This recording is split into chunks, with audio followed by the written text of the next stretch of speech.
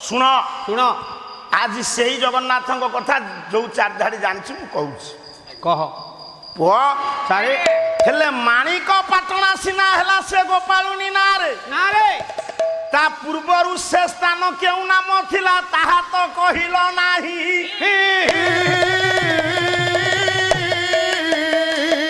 ये विशारद काटी मुख लेखिले तो भलो कथा शोभा पाई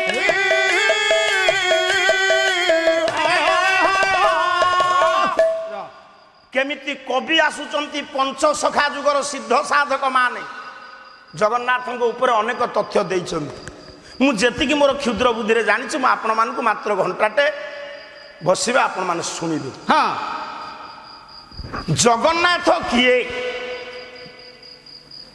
जगन्नाथ किए जगन्नाथ चिन्नाते एबे जो जगन्नाथ को तो देखिछु हां ये जगन्नाथंकर मंदिर ये होछ 8 नंबर मंदिर 8 नंबर जगन्नाथ सत्य जुगरु हां जगन्नाथ को निर्माण करथिले इंद्रद्युम्न वाह इंद्रद्युम्न होचंती वेदपति विश्व सूर्य अब्जोनि ब्रह्मांकर पंचम पुरुष वाह तार कारण कौन तार निश्चित भाव में आपण मानकु सूचेबी जगन्नाथ होचंती स्वतंत्र जगन्नाथ को राम नमस्कार करंती हां जगन्नाथ को कृष्ण नमस्कार करंती जगन्नाथ भीतर सब सृष्टि है आज्ञा जगन्नाथ क्या भीतर सृष्टि ना ना तेणु जेतिकी पिला माने बस सब शुण वाह आमे मन को पद बोले हबनी कवि को ना कहवाकू पड़ो पड़ो ये पाला 4 घंटा कवि ना ना कवि कुआड़े गले आज्ञा हाँ। से जगन्नाथ किए शुण लिखिले बलराम दास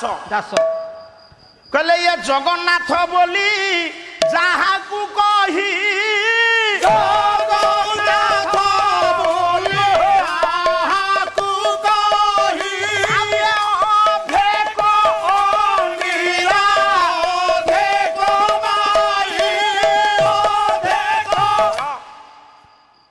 जगन्नाथ संस्कृति जो हम से ड्रामा हम के रोल हम आपण माने जगन्नाथ बोली जहाँ कहते अवयवरु अधे नारी आ अधे पुरुष कहले बलराम दास जदि अधे नारी अधे पुरुष बलराम दास कहले कहले ताले तांको दोष माली देखा दोष माली कौन बाड़ पकड़बू मु पचारिबा कथा कौन कि जहाँ कहूँ परिष्कार कह जगन्नाथ कोठारु को पर्यंत नारी कोठो को पर्यंत पुरुष ए बाबू जगन्नाथंकर जदि पिले मान सब शुण अधे नारी अधे पुरुष कौठु कौ जाए नारी कौठु कौ जाए पुरुष पुरुष तार सीमा देखा पड़ो जदुपुर सीमा कौ जाए ब्रह्मगिरी सीमा कौ जाए ताले कौ जाए नारी कौ जाए पुरुष बाबू आज्ञा गले आपण मानकर बलराम दास आसिले कृबाण प्रतिभा अम्लान प्रतिभा द्वैत प्रतिभा मूर्धन्य प्रतिभा एस्ट्रोलॉजी प्यामिस्ति भविष्यतकार नेमाल मठ महंत साहित्य ठारू तुमे अनेक दूर रे तुमे हुच पराकृतिया गायक तुम सांगे जी पड़ो से अड़ुआरे पड़ो बेस कौन बुझुच एठी अच्युतानंद महापुरुष गोटे पद लिखिले बापा शुण शुण स्वर नहीं पकईलनि से हम नहीं बापा कहला ये अधे राधा अधे कृष्ण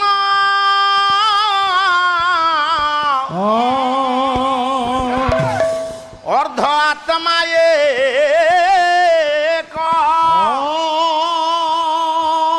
अर्ध अर्ध रूप बोली जानती विवेक हे कृष्ण हे गोविंद हे कृष्ण हे गोविंद हे कृष्ण हे गोविंद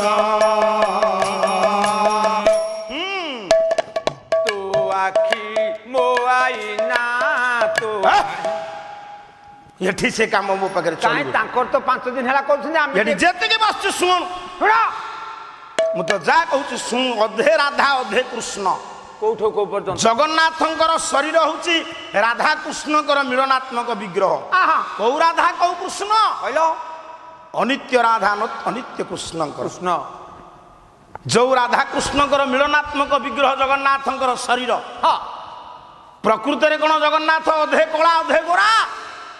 ଆଉ ନା, ତାହେଲେ କେମିତି ଅଛି? ଜଗନ୍ନାଥଙ୍କର ଏଠି କହୁଛନ୍ତି କବି ତାଙ୍କ ମୁହଁ କଳା ଦେହ ଗୋରା। ଗୋରା କହିଲେ ହରିବନ୍ଧୁ ଦାସ ଜଗନ୍ନାଥ ସମ୍ପୂର୍ଣ୍ଣ କାଳିଆ ନୁହଁ, ନା ଜଗନ୍ନାଥ ସମ୍ପୂର୍ଣ୍ଣ ପୁରୁଷ ନୁହଁ। ନା ତାହେଲେ ଅଧେ କଳା ଅଧେ ଗୋରା ପ୍ରମାଣ ଦେଲେ ଆମେ ପ୍ରମାଣ ନ ପାଇଲେ କିଛି ପଦେ କହିପାରିବାନି। ନା କ'ଣ କହିଲେ ହରିବନ୍ଧୁ ଦାସ? କଣ କହିଲେ କହିଲ? କହିଲା ମୁଖତା କାଳିଆ ଦେହତା ନାଳିଆ। ମୁଖତା କାଳିଆ ଦେହତା ନାଳିଆ ସାରା ଦୁନିଆକୁ ସାରିଆ ସିଏ ନୀଳା ଚୋଳେ କାଳିଆ ଦିଅ ହେ କାଳିଆ ଦିଅକୁ ଦେଖିଛ କିଏ? ହରିବନ୍ଧୁ ଦାସ କହିଲେ ଜଗନ୍ନାଥଙ୍କର ଶରୀରରୁ ଅଧେ ନାରୀ ଆଉ ଅଧେ ପୁରୁଷ। ହଁ ସେ ହେଉଛନ୍ତି ରାଧାକୃଷ୍ଣଙ୍କର ମିଳନାତ୍ମକ ବିଗ୍ରହ। ବିଗ୍ରହ ରାଧା କ'ଣ କରିଛନ୍ତି ନା ଜଗନ୍ନାଥଙ୍କୁ ଆଲିଙ୍ଗନ କରିଦେଇଥିବାରୁ ହଁ ଜଗନ୍ନାଥଙ୍କର କାଳିଆ ଶରୀରକୁ ରାଧାଙ୍କ ଗୋରା ଶରୀର ଘୋଡ଼େଇ ଦେଇଛି। ଆଜ୍ଞା ପ୍ରମାଣ ସମାନ। ଜଗତଗୁରୁ ଶଙ୍କରାଚାର୍ଯ୍ୟ ଜଗନ୍ନାଥାଷ୍ଟକରୁ ଗୋଟିଏ ପଦ ଶୁଣ। ଆରେ ବାହ ବିନା ପ୍ରମାଣରେ କ'ଣ ପାଲା ହେଇଛି ଆଜ୍ଞା? ନା ଖାଲି ତ ବାଇଆ ମନ ନାରେ ନାରେ ନାରେ ନାରେ ନାରେ ନା ନା ପଛରେ ଶୁଣିବେ ନାଇଁ କି ୟୁଟ୍ୟୁବ ଚ୍ୟାନେଲରେ ବିଷୟ ନାଁ ଦେଇଦେବ ନାରେ ନାରେ ନାରେ ନାରେ ନାରେ ନା ନା ତାପରେ ବାଇଆ ମନ ମୋ ବାଇଆ ମନ ବା ମନ ଯାହାର ବାଇଆ ସେ କାହିଁ ଆଇଛନ୍ତି ଏଇଠି? ପୁଅ କହିଲା ପରଂ ବ୍ରହ୍ମା ବିଦ୍ୟକୁ ବଳୟ ଫୁଲ ନୟନ ଚରଣନ୍ତ ଶିର ଶିର ସାନନ୍ଦ ରାଧା ସରସ ବପୁରା ଲିଙ୍ଗନ ଜଗନ୍ନାଥ ନୟନ ପଥ ଭବ ତୁମେ।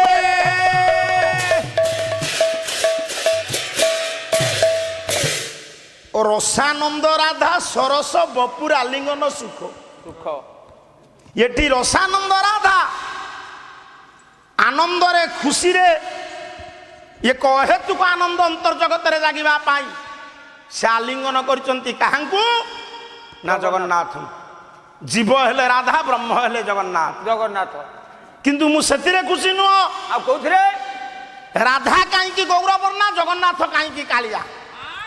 ଏ କଥା ଆପଣ ଜାଣିନାହାନ୍ତି? ମନେ ରଖ ସଚି ଭାଇନା, ହଁ ପାଲା ଭିତରେ ଯଦି କାହିଁକି କାରଣ ନାହିଁ ଆଜିର ପାଲା ଉଦ୍ଧୃତ ହବନି। ନା ତୁମର ସେଇ ଦହି ପିଉ ପିଉ ଚାଲିଗଲା 3 ଘଣ୍ଟା। ସେ ରାଜା ନାଁ ବି କହିଲନି, ଶାଲ୍ୟ ନରସିଂହ ତା ନାଁ ବି ମନେ, ତାଙ୍କ ନାଁ ବି ମନେ ନାହିଁ। ମାଣିକ ମୋ କଳା ମାଣିକରେ ଗୀତ ବୋଲିକିରି ଇଏ ମାଣିକ କୁଆଡେ କହିଲା? ଏ ଜଗନ୍ନାଥ କହିଲେ ତୋ ନାଁ ମାଣିକ, ମୋ ନାଁ ମାଣିକ।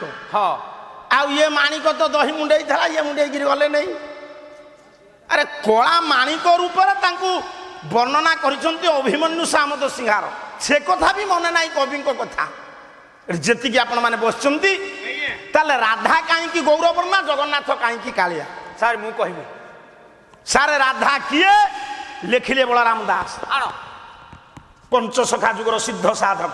ଦେଖି ଯେତେବେଳେ ଭଞ୍ଜ ଅଭିମନ୍ୟୁ ଦିନ କୃଷ୍ଣ ଯଦୁମଣି ଇଏ ଦୁନିଆକୁ ଆସିନଥିଲେ, ହଁ ତା ପୂର୍ବରୁ ଥିଲା ପଞ୍ଚସଖା ସାହିତ୍ୟ। ପିଲାମାନେ ଶୁଣ, ତା ପୂର୍ବରୁ ଥିଲା ସାରଳା ସାହିତ୍ୟ, ତା ପୂର୍ବରୁ ଥିଲା ବୌଦ୍ଧ ଗାନ ଦୋହା। ଲୁହା ଆମ ମାନଙ୍କର ଭାଷା ସେତେବେଳକୁ ଶୁଦ୍ଧ ହୋଇନଥିଲା। ନା ସାରଳା ଦାସଙ୍କ ସାହିତ୍ୟରେ କୋଉ ଧାଡ଼ି ତ 15 ଅକ୍ଷର, କୋଉ ଧାଡ଼ି 16 ଅକ୍ଷର। ଆଜ୍ଞା ତେଣୁ ମୋର ଜ୍ଞାନୀନ୍ଦ୍ର ପୁଙ୍ଗବ ଏଠି ଯେତିକି ବସିଛନ୍ତି ଏଇଠି ଲେଖିଲେ କିଏ? ନା ଆପଣ ମାନଙ୍କର ବଳରାମ ଦାସ। ରାଧା କାହିଁକି ଗୌରବର୍ଣ୍ଣା? ରାଧା କିଏ? ରାଧା ସୁକୁଟା ନାତୁଣୀ। ଚୁପ, ସୁକୁଟା ନାତୁଣୀ ରାଧା। ରାଧା କିଏ? ବ୍ରଜବିଳାସିନୀ ପ୍ରେମ କାଙ୍ଗାଳିନୀ ଆହ୍ଲାଦିନୀ ରାଜ ରାଜେଶ୍ୱରୀ ଚିନ୍ମୟୀ ରାଧା। ରାଧା ରାଧା କିଏ?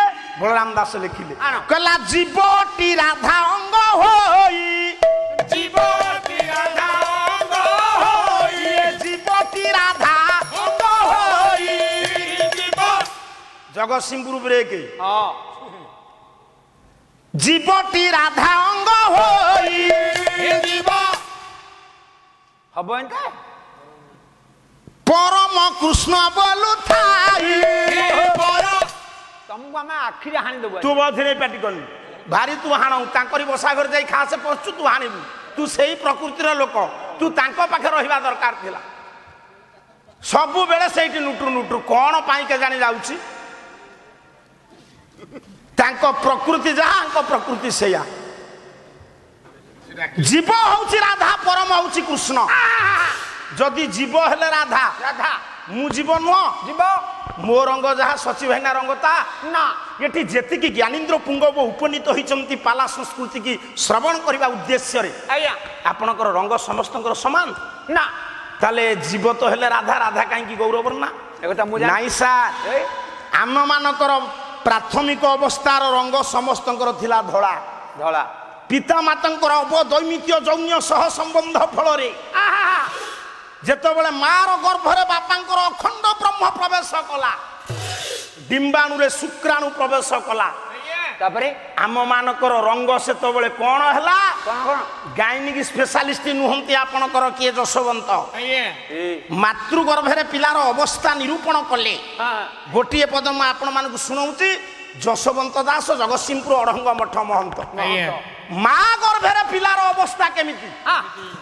ଗାଇନିକ ସ୍ପେଶାଲିଷ୍ଟ କମ୍ପ୍ୟୁଟର ନ କଲେ କହିପାରିବେନି। ବାବା କିନ୍ତୁ ଯଶୋବନ୍ତ ଦାସଙ୍କର ଏତେ ସାଧନା, ସାଧନା ସେ ମା ଗର୍ଭରେ ପିଲାର ଅବସ୍ଥାକୁ ନିରୂପଣ କରୁଥିଲେ। କଣ କହିଲେ କହିଲ? ତାହେଲେ ବାପାର ବ୍ରହ୍ମ ଯେତେବେଳେ ତୋ ମା ଗର୍ଭରେ ପ୍ରବେଶ କଲା, ତାର ଅବସ୍ଥା କ'ଣ ଶୁଣ। କହ। କହିଲା ଇଏ ପ୍ରଥମ ମାସେ ତୁଜେ ଚଲେ ଆଉ ଏ ପ୍ରଥମ ମାସେ ତୁଜେ ହେଲୁ ଧବଳ ଆଉ ଏ ଦ୍ୱିତୀୟ ମାସେ ତୁଜେ ଜଳେ ଦେଶରେ ବିନା ତୃତୀୟ ମାସେ ତୁଝେ ଜଳେ ଦେଶରେ ବୀର ତୃତୀୟ ମାସେ ତୁଜେ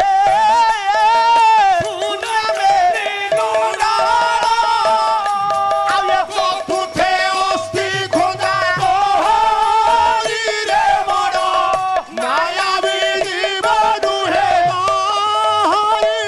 ଆଉ ଏ ଦିନେ ଭୋଜାଲୁ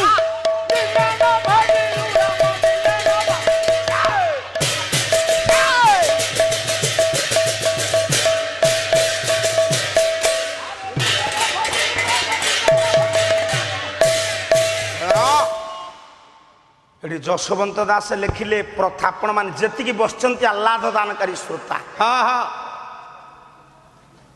ପ୍ରଥମେ ତୁମେ କହିଲ କ'ଣ ନା ଜଗନ୍ନାଥଙ୍କର ସେ ଜାଗା ନୁହଁ, ସେ ହେଲା ଶ୍ରୀକ୍ଷେତ୍ର। ଶ୍ରୀ କହିଲେ ଲକ୍ଷ୍ମୀ, ଶ୍ରୀ କହିଲେ ବିମଳା। ଲକ୍ଷ୍ମୀ କୋଉଠି ଥିଲେ? ଲକ୍ଷ୍ମୀ ଅଳ୍ପ କେଇ ଦିନ ହେଲା ଲକ୍ଷ୍ମୀଙ୍କ ମନ୍ଦିର ହେଇଛି। ଇନ୍ଦ୍ରଦ୍ୟୁମ୍ନ ଯେତେବେଳେ ଜଗନ୍ନାଥ ମନ୍ଦିର ନିର୍ମାଣ କରିଥିଲେ, ଲକ୍ଷ୍ମୀ ମନ୍ଦିର ତିଆରି ହେଇନଥିଲା। ନା। ପୁଣି କେମିତି ବୋଲିଲ? ସିନ୍ଧୁ ତଟେ ସ୍ତ୍ରୀ ପୁରୁଷ ଅଲଗା ଜାଗାରେ, ତମ କ୍ଷେତ୍ର ରାଜ। ତମ କ୍ଷେତ୍ର ନା ଗର୍ଭ କ୍ଷେତ୍ର? ଶବ୍ଦ ସଂଯୋଜନା, ପଦ ବିନ୍ୟାସ ଯେଉଁ ଗାୟକଙ୍କୁ ଜଣା ନାହିଁ, ସେ ପାଲା ପାଇଁ ଅନୁପଯୁକ୍ତ। କେତେ ଭୁଲ ହେଇଛି। ପୁରୁଣା କାଳିଆ ଲୋକମାନେ କହନ୍ତି ଶ୍ରୀକ୍ଷେତ୍ରକୁ ପୁରସ୍ତମ। ପୁରସ୍ତମ ହଁ ତାରି ଭିତରେ ପରା ଅଛି। ଖୋଜୁଛ କ'ଣ ଅର୍ଥ? ପୁରସ୍ତମ। ପୁରସ୍ତମ ସେ ତ ଶ୍ରୀକ୍ଷେତ୍ର ହେଇନି। ତାହେଲେ ପୁରସ୍ତମ ଯଦି ହେଲା ପୁରୁଣା ନା, ତାହେଲେ ସେ କାହାର? ଜଗନ୍ନାଥଙ୍କର ନା ବିମଳାଙ୍କର ନା ଲକ୍ଷ୍ମୀଙ୍କର? ନା ଜଗନ୍ନାଥଙ୍କର ହେଲା ଆଉ। ଶ୍ରୀ ଶବ୍ଦର ଅର୍ଥ କ'ଣ ଖାଲି ଲକ୍ଷ୍ମୀ? ସୌନ୍ଦର୍ଯ୍ୟ। ଶ୍ରୀ ଶବ୍ଦର ଅର୍ଥ ହେଉଛି ସୌନ୍ଦର୍ଯ୍ୟ। ଶ୍ରୀ ଶବ୍ଦର ଅର୍ଥ ହେଉଛି ବୃଦ୍ଧି। ଆଉ ଅକ୍ଷର କୋଷ ଦେଖ, ସେଗୁରା ଦେଖିନି। ଏଠି ଯେତିକି ଆପଣ ମାନେ ବସିଛନ୍ତି, ମୋ କହିବାର ତାତ୍ପର୍ଯ୍ୟ, ପ୍ରଥମ ମାସରେ ଆମେ ଧବଳ ବର୍ଣ୍ଣାକୃତି ହେଇଗଲେ ଲେଖିଲେ ଯଶୋବନ୍ତ, ପ୍ରଥମ ମାସେ ତୁଜେ ହେଲୁ ଧବଳ ବର୍ଣ୍ଣ। ଆଜ୍ଞା ମାନେ ତାହେଲେ ଧବଳାକୃତି ହେଲା ଆମ ଶରୀର। କାଳିଆ ପୁଅର ରଙ୍ଗ ଯାହା ଦିନେ ଥିଲା ପ୍ରଥମ ମାସରେ, ଗୋରା ପୁଅର ରଙ୍ଗ ତା ସେଇଆ। ଜୀବ ହେଲେ ଆମେ, ପ୍ରଥମ ଜୀବ ହେଲେ କି ଆପଣ ମାନଙ୍କର ରାଧା, ରାଧା ହେଲେ ଗୌରବର୍ଣ୍ଣା। ବା ଜଗନ୍ନାଥ କାହିଁ କାଳିଆ? ଯୋଉ କଳା ରଙ୍ଗକୁ ଆପଣ ମାନେ ଘୃଣା କରନ୍ତି, ମାଙ୍ଗଳିକ କାର୍ଯ୍ୟକ୍ରମରେ କଳା ରଙ୍ଗ ଲାଗେ ନା। ଗୋଟେ ପୁଅ ବାହାଘର ହବ, ଝିଅ ବ୍ରତଘର ହବ, ସରି ପୁଅ ବାହାଘର ହବ, ବ୍ରତଘର ହବ, ଘର ପ୍ରତିଷ୍ଠା ହବ, ଆପଣ ନିମନ୍ତ୍ରଣ ପତ୍ର ଛାପିବେ, କଳା ରଙ୍ଗ କାଳିରେ ଲେଖିବେ ନା? ନା। ବୁଢା ବୁଢୀ ମରିଗଲେ ଆପଣ କଳା କାଳିରେ ଲେଖିବେ। ଆଜ୍ଞା। ଗୋଟେ ଝିଅଟିଏ ବାହା ହବ, କନକ ବେଦୀରେ କନ୍ୟା ହେଇଥିବ, କଳା ଶାଢ଼ୀ ପିନ୍ଧିବ ନା ମୋ ସ୍ତ୍ରୀ ନାଲିଆ ପିନ୍ଧିଥିଲା ର କଳା ଶଙ୍ଖା ପିନ୍ଧିବ ନା ଏଠି ଯୋଉ ବରଣ୍ୟ ଯୋଗ୍ୟ ଧୁରିଣ ଦିଗଦନ୍ତୀ ଗାୟକ ମାନେ ଆସିଥିଲେ ହଁ ଇଏ ଯଦୁପୁର ଗ୍ରାମବାସୀ ମାନେ ଅନୁଷ୍ଠାନର ଶତବାର୍ଷିକ ପାଳନ ମହା ମହୋତ୍ସବ ଉପଲକ୍ଷେ ସେମାନଙ୍କୁ ସମ୍ବର୍ଦ୍ଧନା ଦେଲେ ଉପଢୌକନ ଦେଇ କଳା ରଙ୍ଗର ଶାଲ ଦେଲେ ନା ଧଳା ତାହେଲେ ପଣ୍ଡିତ ମଣ୍ଡଳୀ ବିଚାର କରନ୍ତୁ କଳା ରଙ୍ଗ ଘୃଣା ଗୁଣା ଘୃଣ୍ୟ ଗୁଣ ସାତ ରଙ୍ଗ ତାଲିକାରେ କଳା ରଙ୍ଗ ନାହିଁ ସାତ ରଙ୍ଗ ଶୁଭ କାର୍ଯ୍ୟରେ କଳା ରଙ୍ଗ ଅନାଦୃତ ହୁଏ ବାଃ। ତାହେଲେ ଜଗନ୍ନାଥ କାହିଁ କାଳିଆ ତାଙ୍କ ମା ଦୋଷ ତୁ ଚୁପ ହେଇବ କେମିତି ମା ଦୋଷ ତାଙ୍କ ମା ମାଣ୍ଡିଆ ଯାଉ ଖାଇ ଦେଇଛନ୍ତି ଯାହା ମା ମାଣ୍ଡିଆ ଯାଉ ଖାଇବ ତା ପୁଅ ହବ କଳା କଳା ଆଉ ଗୋରା ପୁଅ କେମିତି ହବ ମାଣ୍ଡିଆ ଦି ପ୍ରକାର କଣ କଳା ଆଉ ଧଳା ଧଳା ଖାଇଦଉ ଗୋରା ପୁଅ ଚୁପ ହେଇକିରି ବସ ଅପକଣ୍ଡ କହୁଥିଲୁ ତୁ ତାଙ୍କରି ମେଳରେ ପଶିଆରୁ ଆଜି ତୁ ଅନର୍ଥ ବୁଦ୍ଧିକି ଯାଉଛୁ ଆଉ କାଲି ଯିବେ ନାହିଁ ଏଠି ଯେତିକି ଆପଣ ମାନେ ବସିଛନ୍ତି ହଁ ହଁ ତାହେଲେ ଜଗନ୍ନାଥ କାହିଁକି କାଳିଆ ନା ସବୁତକ ରଙ୍ଗର ଉର୍ଦ୍ଧ୍ୱରେ ହଉଛି କଳା କଳା ଆଉ ସବୁ ରଙ୍ଗର ସୃଷ୍ଟି ହଉଛି ଧଳାରୁ ଧଳାରୁ ହଁ ବିଲୀନ ହଉଛି କଳାରେ କଳାରେ ତେଣୁ ଦି ଭାଇ ବଳଭଦ୍ର ଜଗନ୍ନାଥଙ୍କର ରଙ୍ଗ ସାତ ରଙ୍ଗ ଭିତରେ ନାହିଁ ଆପଣ 10 ଡବା ନେବେ ଧଳା ରଙ୍ଗ ଗୋଟିଏ ଡବା କଳା ରଙ୍ଗ ମିଶେଇ ଦେଲେ ଧଳାର ସତ୍ତା ରହିବ ନା ସବୁତକ ରଙ୍ଗ ରୂପ ତାରି ଠାରେ ବିଲୀନ ହେଇଯାଏ କଳାରେ ଗୋଟିଏ ପଦ ମୁଁ ଆପଣ ମାନଙ୍କୁ ଶୁଣେଇବି ହଁ। ସେ ମତେ ପଚାରୁଥିଲେ ଦ୍ୱାରକାରେ ଯିଏ ରହିଲେ ସେ ଦ୍ୱାରକାନାଥ କୃଷ୍ଣ ମଥୁରାରେ ସେ ରହିଥିଲେ ସେ ଦ୍ୱାରକା ଉପରେ ଗୁରୁତ୍ୱ ଅଯୋଧ୍ୟାରେ ରହିଲେ ଆପଣ ତାଙ୍କୁ କହିବେ କଣ ରାମନାଥ ଆପଣ ମାନଙ୍କର ଜଗତର ନାଥ କାହିଁକି ତାଙ୍କ ନାଁ ହେଲା ଓଡ଼ିଶାରେ ତ ଅଛନ୍ତି ଗୋଟିଏ ପଦ ବୋଲୁଛି ଭଙ୍ଗଙ୍କର ତୁମେ ବସିକିରି କାନ ଡେରି ଶୁଣ ହଁ ତୁମେ ଅଜ୍ଞ ଗାୟକ କହ ଯେତେ କହିବ ଗାୟକ ପଡ଼ିବେ ଯଦି ନୃସିଂହତା ଶିଶିର ପାଢ଼ି ଆପଣା ଛାୟା ମୋ ମୁଣ୍ଡ ନଇଯିବ ଗୋଟିଏ ପଦ ଲେଖିଛନ୍ତି କବି ସମ୍ରାଟ ଉପେନ୍ଦ୍ର ଭଞ୍ଜ ଇଏ ପୀଠ ନା କାହିଁକି ହେଲା ଏ ଜଗତର ନାଥ ଜଗନ୍ନାଥ କାହିଁକି ହେଲେ ତ ପୁରୀରେ ଅଛନ୍ତି ଓଡ଼ିଶାରେ ଅଛନ୍ତି ବା ଇଏ ପୁରୀନାଥ ନ ହେଇ ଇଏ କାହିଁକି ହେଲେ ଜଗନ୍ନାଥ ସେ ତ ଦ୍ୱାରକାନାଥ ସେ ତ କାଶୀନାଥ ଅଯୋଧ୍ୟା କାଶୀରେ ଥିଲେ ସେ ଅଯୋଧ୍ୟାନାଥ ଇଏ ତ ପୁରୀନାଥ ଓଡ଼ିଶାନାଥ ନଇ କାହିଁକି ଜଗନ୍ନାଥ ଗୋଟିଏ ପଦ ଶୁଣଉଛି କବି ସମ୍ରାଟ ଉପେନ୍ଦ୍ର ଭଞ୍ଜ ସୁଭଦ୍ରା ପରିଣୟ কৈଳାସ ଭୂମି ପ୍ରବେଶେ ବ୍ରହ୍ମ ହତ୍ୟା ପାପ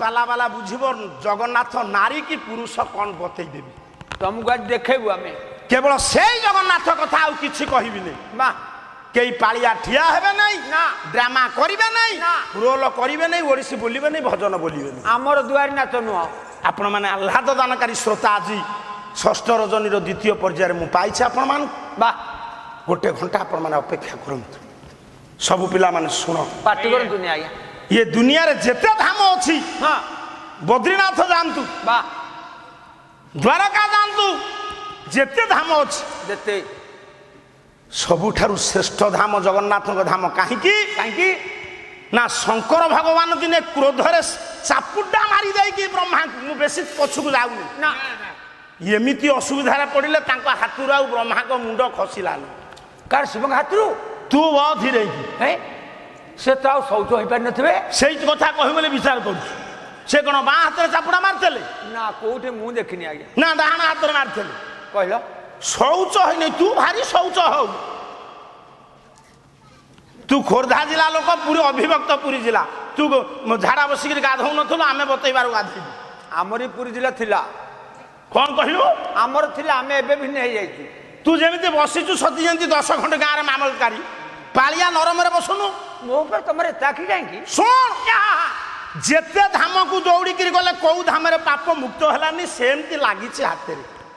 ତାପରେ ଚିନ୍ତିତ ବ୍ୟତିବ୍ୟସ୍ତ ଦେବଦେବ ମହାଦେବ ଆଶୁତୋଷ ଶିଳାପରିରେ ଧ୍ରୁଜଟି ଅକୃତ କର୍ତ୍ତା ଅମୃତମନ୍ତା ଅଶରଣ ଶରଣ ପଦ୍ମ ପଳାଶଲୋଚନ ପଟିଅସି ଶଙ୍କର ଭଗବାନ। କେନ୍ତା ଭାଷା ଦେଖ। ଏଠି ଯେତିକି ଆପଣମାନେ ବସିଛନ୍ତି ସବୁ ଶୁଣନ୍ତୁ। ଶେଷରେ ନିରାଶ ହେଲେ ଶୂନ୍ୟବାଣୀ ହେଲା, କହିଲେ ହେ ଶଙ୍କର ତୁମେ ଚିନ୍ତା କର ନା, ସେଇ ଜାଗାକୁ ଯାଅ।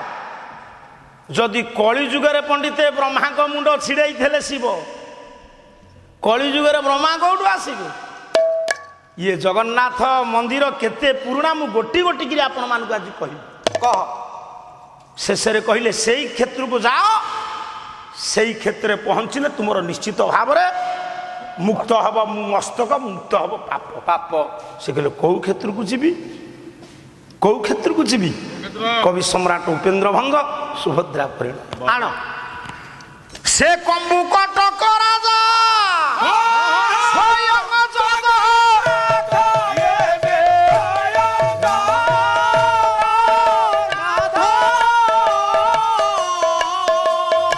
ଆଉ ଚଉବର୍ଣ୍ଣେ ଚଉବର୍ଗ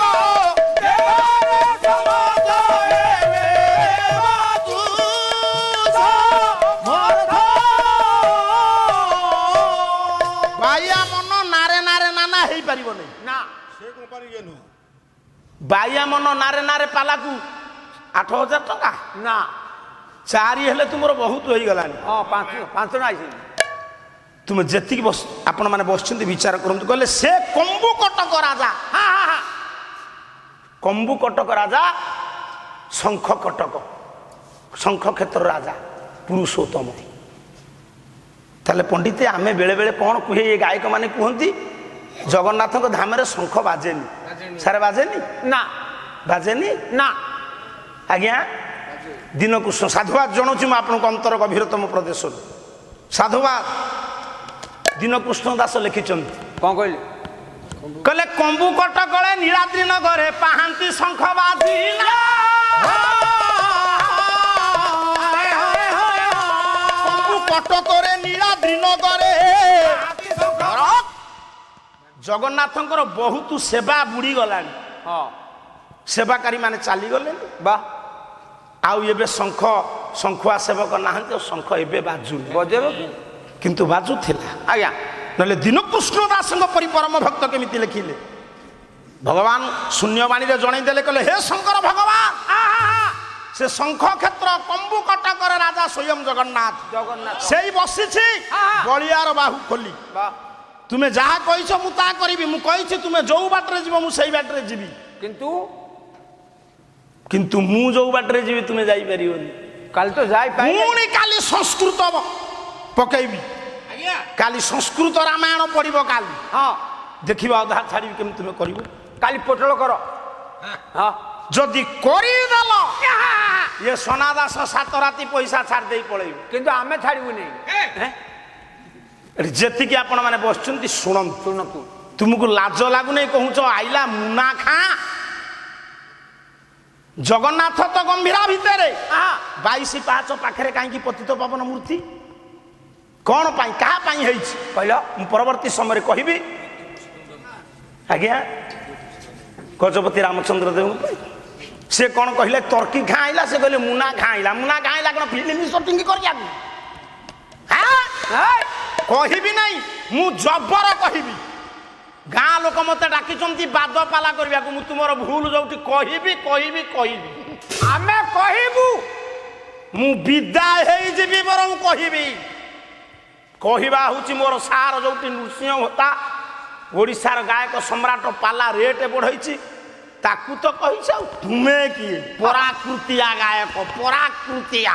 ପରାକୃତିଆ ଗୋଟେ ଯେତିକି ଆପଣ ମାନେ ବସିଛନ୍ତି ଶୁଣନ୍ତୁ। ବା ପୁଅ ଆଜ୍ଞା କହିଲେ ସେଇ ଜାଗାକୁ ଯାଅ, ଚଉବର୍ଗେ ବ୍ରାହ୍ମଣ କ୍ଷତ୍ରିୟ ବୈଶ୍ୟ ଶୂଦ୍ର ଶୂଦ୍ର ଇଏ ସମସ୍ତଙ୍କୁ କ'ଣ ଦେବା ପାଇଁ ନା ଚତୁର୍ବର୍ଗ ଧର୍ମ ଅର୍ଥ କାମ ମୋକ୍ଷ ସେ ବସିଛି ତୁମକୁ ମୋକ୍ଷ ଦେବେ ମୋକ୍ଷ କରିଦେବି ଟିକେ ପିଲାମାନେ ବିଚାର କରନ୍ତୁ କାହିଁକି ସେ ହେଲେ ଜଗନ୍ନାଥ ଜଗନ୍ନାଥ ସେ କାହିଁକି ହେଲେ ଜଗନ୍ନାଥ ଶୁଣନ୍ତୁ ସାର୍ ହଁ ନିଶ୍ଚିତ ଆପଣ ଏତେ ସମୟ ବସିଲେଣି କଷ୍ଟ ହେଲାଣି ଟିକିଏ ପୁଣି ତ ଆପଣଙ୍କ ଭିତରେ ଦୟା ଭାବ ଆସିବା ଦରକାର ନା ନାହିଁ ଆଉ ଅନୁଷ୍ଠାନ ଲୋକ ପୁରା କହିଛନ୍ତି ଯଦି ତୁମେ 1.5 ଘଣ୍ଟା ଲୋକ ନ ରଖିବ ତୁମର ମୋର ଟଙ୍କା କାଟିବେ ତେଣୁ ଆପଣ ଯଦି କହିବେ ମୋର ଟଙ୍କା କାଟିବେ ଭଲ ହବ ଆଜ୍ଞା ସେମିତି ବା ଯୁକ୍ତିତର୍କ ହେଇଯାଇଛି ଆପଣ ଅପେକ୍ଷା କରିବେ ଆଉ ଶୁଣନ୍ତୁ ସାର୍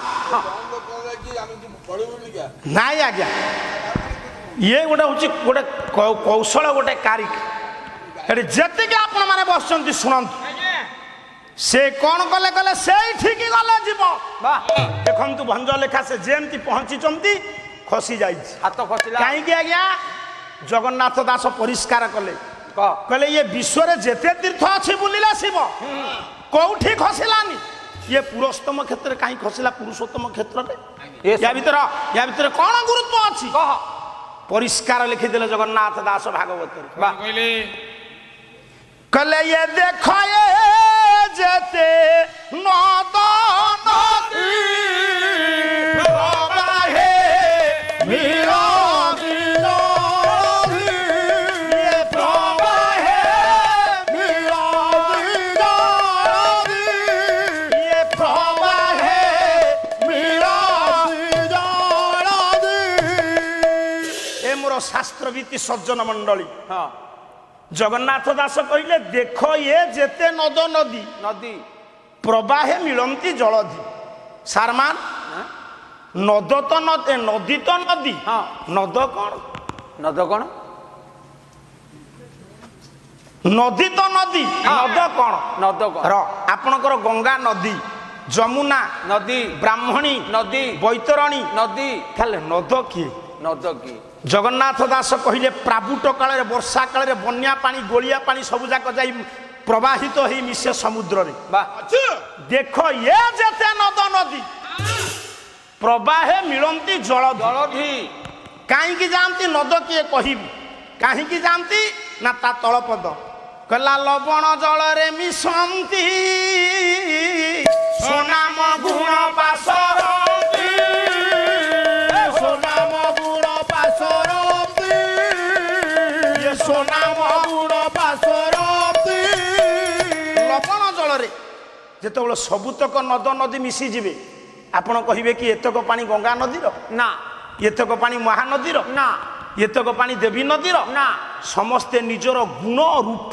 ନାମକୁ ହଜେଇ ଦେବା ପାଇଁ ମଜେଇ ଦେବା ପାଇଁ ମିଶିଯିବା ପାଇଁ ବା ସମୁଦ୍ରରେ ମିଶିଯିବେ ମିଶିଲେ ଇଏ ବିଶ୍ୱରେ ଯେତେ ଧାମ ଅଛି ଯେତେ କ୍ଷେତ୍ର ଅଛି ହଁ ସବୁ ଯଦି ହୁଏ ନଦ ନଦୀ ଶ୍ରୀକ୍ଷେତ୍ର ହଉଛନ୍ତି ସମୁଦ୍ର ସମୁଦ୍ର ତାର କାରଣ କାରଣ କହୁଛି ସାଧୁବାଦ ମୁଁ ଆପଣଙ୍କୁ ଜଣାଉଛି ଆପଣ ପ୍ରକୃତ ଯୋଗ୍ୟ ସମୀକ୍ଷକ ଶ୍ରୋତା କହିଲେ ମୋର ଭୁଲ ହବ ଆପଣ ଶ୍ରୋତା ଉପରେ ବା ଅକାରାନ୍ତ ଉକାରାନ୍ତ ପୁଲିଙ୍ଗ ଶବ୍ଦ ହଉଛି ନଦ ନଦ ଆକାରାନ୍ତ ଇକାରାନ୍ତ ସ୍ତ୍ରୀଲିଙ୍ଗ ଶବ୍ଦ ହଉଛି ନଦୀ ନଦୀ ଧୀରେ ପିଲେ ହଁ ଇଏ ହଉଛି ବ୍ୟାକରଣ କଥା ବ୍ୟାକରଣ ବିନା ପାଣି ଲବଣ ବିନା ଭୋଜନ ଦେଖନ୍ତୁ ସାରେ ସୈନ୍ଧବ ଶବ୍ଦର ଅର୍ଥ ହଉଛି ସିନ୍ଧୁ ଦେଶୀୟ ଘୋଡ଼ା ଘୋଡ଼ା ସୈନ୍ଧବ ଅର୍ଥ ସୈନ୍ଧବ ଲବଣ ଲୁଣ ଯଦି ଆମେ ସ୍ଥାନ କାଳ ପାତ୍ର ବିଚାର ନ କରି ରାଜା ପାରିଧିକି ଗଲାବେଳେ ଲୁଣ ନେଇ ଦେଇ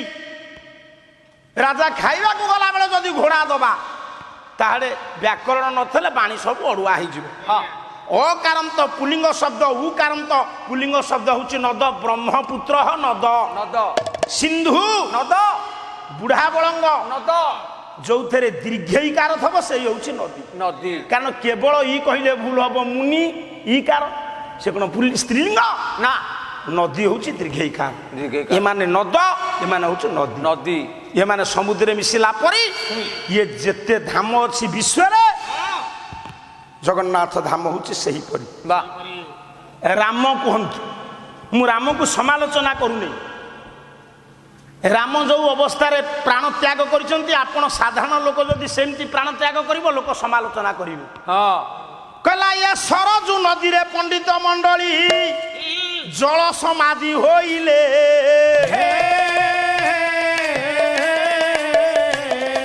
ପ୍ରାଣ ତାଙ୍କ ପ୍ରୟାଣ ହେଲା ବେଳେ ଇଏ ପାଟିରେ କେ ପାଣି ଦେଲେ। କେତେ ରାମ କଣ ନ କରିଛନ୍ତି ଜଳ ସମାଧି ହେଲେ ସରଜୁ ନଦୀରେ। ହଁ ପିଲାମାନେ ମଲା ବେଳେ କିଏ ପାଖରେ ଅଛନ୍ତି ନା।